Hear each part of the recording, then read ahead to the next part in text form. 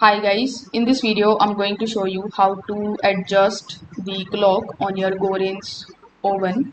So if the time on your Gorenje oven is incorrect after a power outage or daylight saving changes, here is how you can adjust the clock in just a few simple steps. So first of all, before adjusting the clock, you need to make sure that the oven isn't running a cooking program. If necessary, you can just simply stop any of the active cooking cycle and then you can return the oven to the standby mode. Now, on many of the newer Gorenje ovens, you just have to simply press the extra bake button until you see the SETT on the display. So, after doing this, you just have to simply rotate the control knob until clock appear, and then you just have to press the knob in order to select it.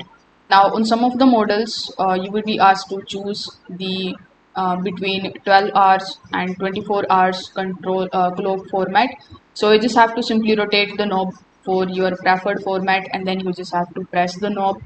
Now then you need to simply start adjusting the minutes using the control knob and you can confirm your selection. Then you need to adjust the hours and then you can just simply press the knob again in order to save the new time.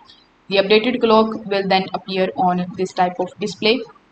You can also wait for a few seconds and then you can verify the correct time remains displayed.